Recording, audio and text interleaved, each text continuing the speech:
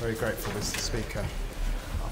I'm sure that all honourable members will understand the emotion of a 9 or 8-year-old child growing up in what feels like a very, very local or parochial context. And that doesn't matter whether you're in a village or a town or a hamlet or a street in a constituency like mine. And in listening to this debate this afternoon, I just wanted to begin by reflecting on young people during the late 60s, 70s and 80s who were growing up in places like Tottenham, like Brixton, like Handsworth in Birmingham, Chapeltown in Leeds, or St Paul's in Bristol. It's desecrating sometimes when you arrive in a country and you are the children of those immigrants. And thinking back to the 1970s and 80s, I hope all honourable members will recognise the difficulty, particularly that many young people, young boys felt from West Indian backgrounds in that context, the challenges that we were having with the police, and the huge challenges that this country was having with throwing up role models. It's still a debate that we have in this House today, but throwing up role models that we could land on and aspire to. And so I say, as one of those young people growing up at that point and growing up in the context of not having a father in my house, broken to some extent by 2 successive recessions and some of the discrimination of that age and leaving us when I was 12, that I am truly grateful for the role model that was Nelson Mandela. Because for me and so many like me, he provided a tremendous dignity and courage that perhaps was the reason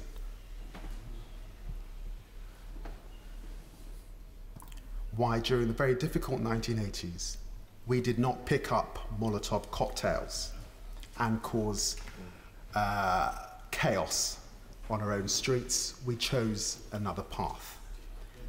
He was then that role model, both as an articulate lawyer, as a freedom fighter, as a prisoner, and it's important to land on that period in prison because all of us did not know what he looked like. He was just that image of a boxer that we had to hold on to. And then again, as a man that walks out of prison so many years later with grey hair and his wife, and as a politician, a leader, and an elder statesman. I, along with so many, becoming aware of your own context, could have felt very small in that context in the face of poverty and sometimes discrimination. But actually, he and so many others helped me to feel very large and very big. I'm truly grateful to have been born and raised and to represent a seat in the London Borough of Haringey. Haringey was one of the centres in London of the anti-apartheid movement. We're very proud of a house on Windermere Road, the house of Oliver Tambo, the house where Mbeki came and stayed, a house that is now owned, in fact, by the South African government because it is so important to them. And it was an enclave for many who surreptitiously campaigned, found money, and supported what was originally an underground movement, moving to be an overground movement. It would be quite remiss if I didn't pay tribute to my predecessor, Bernie Grant, who endlessly and very unpopularly at the time campaigned consistently, first as a local councillor in Haringey, then as the leader of Haringey Council, and then in this place for the freedom of Nelson Mandela. And I know he was hugely proud to be with Jesse Jackson in 1990 when Mandela walked out of prison. But in moving beyond your context, I'm also very grateful for the work of Mike Tiri, who was leading the anti-apartheid movement, again from the London Borough of Haringey, and a teacher at one of our secondary schools, Alexandra Park at the time, but many others who are currently in this chamber. You see, as you became to be aware in your teenage years, you were aware of the work of the member for Neath. You were aware of the work of the former member for Sheffield Central, very aware of the work of the member for Holborn and St Pancras, pushing the cause on behalf of so many others. This is not a time for rancour, and I think it is hugely important to be inspired by the manner in which Nelson Mandela conducted himself.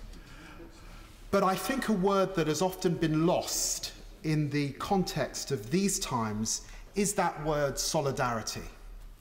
Who will stand with me, even though you are so different to me?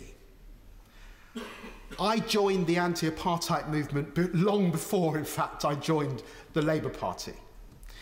And I joined it to stand with others that looked like me, but were experiencing the most pernicious discrimination and nastiness across the world. And I proudly boycotted Barclays Bank and Cape Apples and avocados and a whole stream of other things to join with that solidarity.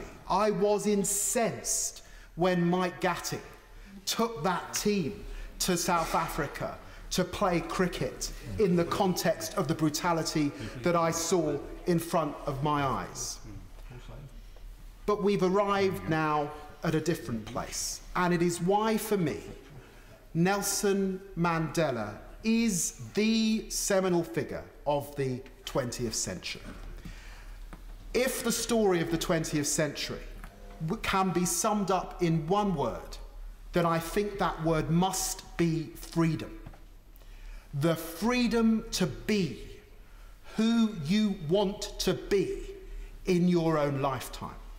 And we take for granted that in that century, women could not be who they wanted to be. Working people could not always be who they wanted to be, whatever the colour of their skin. Black and people of colour, of course, but actually, more recently, we have fought those battles too on behalf of gay men and women. That entire legacy is the legacy of Nelson Mandela, and he perhaps has it because, unlike Martin Luther King, and unlike Gandhi, and unlike Abraham Lincoln before them, he was not shot and killed. Yes, he was imprisoned for 27 years, but I think honourable members will recognise that in making it to 95, he was free for more years than some of us will be on this planet. And that is a great, great thing. A great man who we will remember and who history will remember. And let me just end by saying it is also important when we think of the context of Mandela that we don't forget that there were other young men and women in a range of countries across the world, from India to Nigeria to Guyana, where my parents are from, to Jamaica and so many other places, men and women who were fighting against a colonial power that effectively took the view that a small minority can govern a majority. And it may not have been as pernicious and as nasty as what we saw on our screens in the 1980s and 70s, but sometimes actually it was.